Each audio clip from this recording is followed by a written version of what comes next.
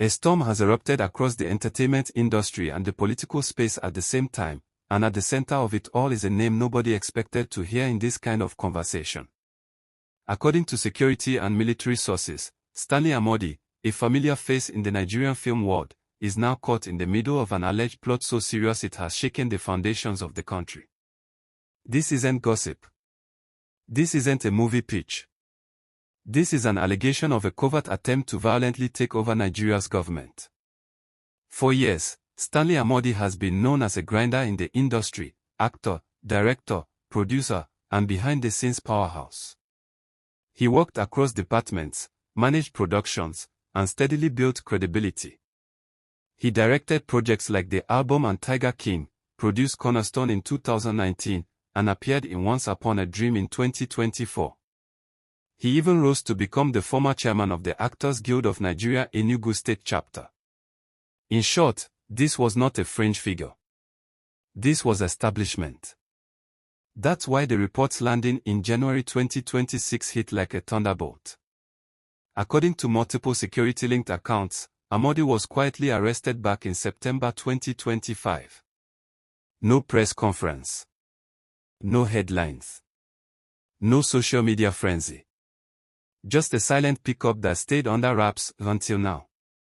And when the details began to leak, they were explosive.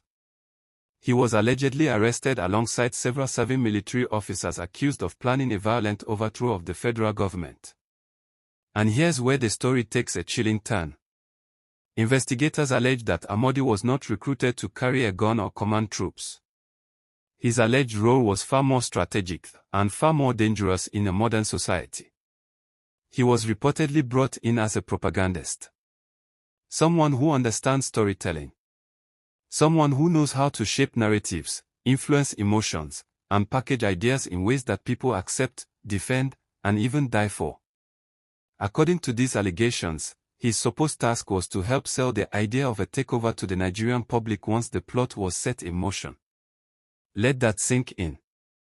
An alleged coup, not just planned with bullets and boots, but with scripts, messaging, and psychological groundwork. Security sources further allege that this plot went far beyond seizing power. It was reportedly designed to decapitate Nigeria's leadership in one swift, violent move. Names mentioned in the alleged assassination list include President Bola Ahmed Tinubu, Vice President Kashim Shettima, Senate President Godswill Akpabio, and Speaker Tajudeen Abbas. According to these claims, the intention was to eliminate the entire top layer of civilian leadership in one stroke and plunge the country into chaos before installing a new order. So how did something this massive not happen? One person. Reports say that in late September 2025, as President Tinubu prepared for an official visit to Imo State, a military officer with direct knowledge of the alleged plot made a decision that may have saved Nigeria from catastrophe. He reached out to the then Chief of Army Staff and blew the whistle. No delay. No negotiation. Just a full exposure of what was allegedly being planned. What followed was swift and silent. On September 30, 2025, operatives from the Department of State Services and Army headquarters reportedly launched a coordinated operation across multiple locations. Suspects were rounded up. Devices were seized. Communications were locked down. When President Tinubu was finally briefed, sources say the gravity of what he had visibly shook him. Then came a moment Nigerians are only now beginning to understand. October 1, 2025, Independence Day. The annual military parade, a symbol of national strength and unity, was abruptly cancelled. No detailed explanation. Just silence. At the time, many Nigerians were confused. Some were angry. Others were suspicious. Now, according to these reports, that cancellation may have been a security decision tied directly to fears surrounding the alleged plot. Fast forward to January 26, 2026. The defense headquarters confirmed that investigations into an alleged coup attempt had been concluded. The military described the probe as deep, extensive, and uncompromising. Several officers, ranging from the rank of captain to brigadier general, were reportedly indicted. The findings have now been forwarded to the appropriate authorities, with trials expected to follow. And this is where the stakes become terrifyingly real. Under Nigerian military law, attempted coups are not treated lightly.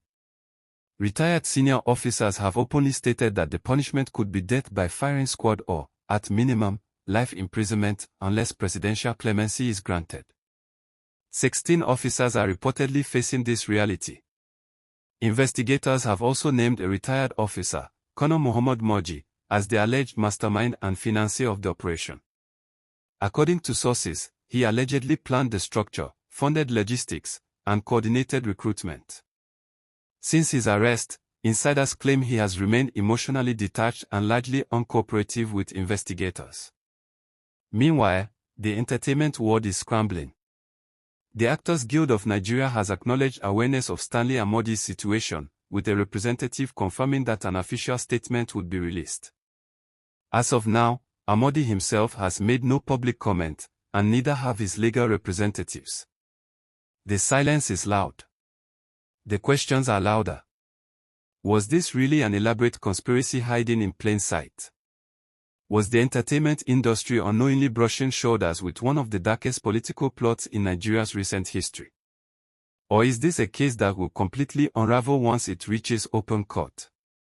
Those answers are coming, but the implications are already massive. If even part of these allegations is proven true, it changes how Nigerians think about power, influence, and the unseen forces that shape national events.